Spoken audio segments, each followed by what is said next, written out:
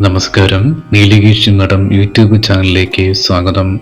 ഇന്നത്തെ അധ്യായത്തിൽ വ്യത്യസ്തമായ ഒരു വിഷയത്തെക്കുറിച്ചാണ് പരിചയപ്പെടുത്തുന്നത്. തുലാഭാരത്തെയും തുലാഭാര ഗുണങ്ങളെയും ഏതൊക്കെ രീതിയിലുള്ള തുലാഭാരങ്ങൾ നമുക്ക് എന്തെല്ലാം ഫലങ്ങളാണ് നൽകുന്നത് എന്ന് നോക്കാം. വീഡിയോ കാണുന്നതോടൊപ്പം തന്നെ ചാനൽ ഫ്രീ ആയി സബ്സ്ക്രൈബ് ചെയ്യുമല്ലോ.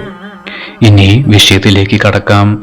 ആദ്യമായി തുലാഭാരം വഴിപാട് നടത്തിയത് പുരാണ പ്രകാരം രുക്മിണി ദേവി ഭഗവാൻ ശ്രീകൃഷ്ണനോടുള്ള ഉദാത്തമായ ഭക്തി തെളിയിക്കുവാൻ സമർപ്പിച്ച വഴിപാടായിരുന്നു തുലാഭാരം. തുലാഭാര സമയത്ത് സമർപ്പിച്ച ദ്രവ്യങ്ങൾക്കൊന്നും ഭഗവാൻ ഇരുന്ന തട്ട് ഉയർത്തുവാൻ കഴിഞ്ഞിട്ടില്ല.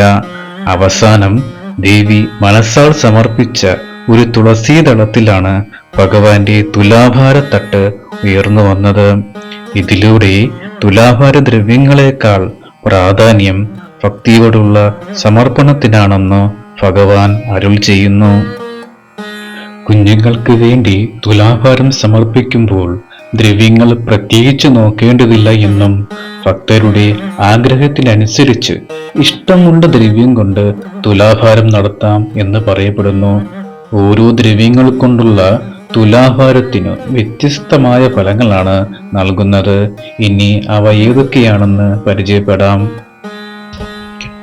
അവൽ നെല്ല് തുലാഭാരം. ദാരിദ്ര്യശമനത്തിനായി അവൽ, നെല്ല് എന്നീ ദ്രവ്യങ്ങൾ കൊണ്ട് തുലാഭാരം നടത്താം.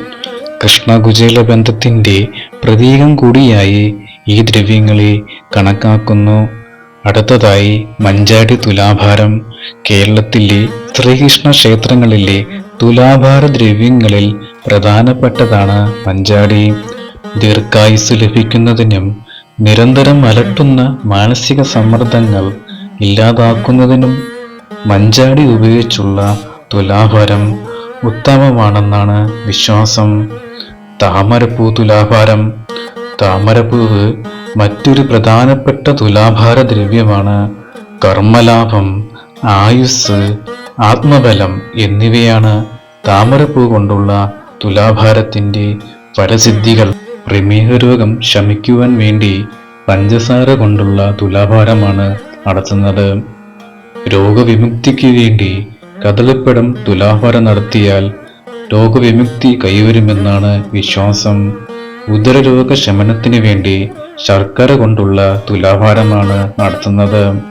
ഇളനീർ തുലാഭാരം നടത്തുന്നത് മൂത്രരോഗ ശമനത്തിനും കാസരോഗ വിമുക്തിക്ക് വേണ്ടി കയറ് തുലാഭാരവും, അതുപോലെ നീരുരോഗ ശമനത്തിന് വേണ്ടി വെള്ളം തുലാഭാരവും ആണ് ചെയ്യുന്നത്. വാതരോഗ ശമനത്തിന് വേണ്ടി പൂവൻ പഴം തുലാഭാരം നടത്താറുണ്ട്. വസൂരി രോഗശമനത്തിന് വേണ്ടി കുരുമുളക് തുലാഭാരവും, ചർമ്മരോഗ ശമനത്തിന് വേണ്ടി ചേന തുലാഭാരവും, അതുപോലെ ഹൃദ്രോഗ ശമനത്തിന് വേണ്ടി നാണയ തുലാഭാരവും, അവസാനമായി വിശപ്പ് നിവാരണത്തിന് വേണ്ടി ഉപ്പ് തുലാഭാരവും നടത്തുന്നു. പുതിയൊരു അധ്യായവുമായി വരും വരെ നന്ദി, നമസ്കാരം.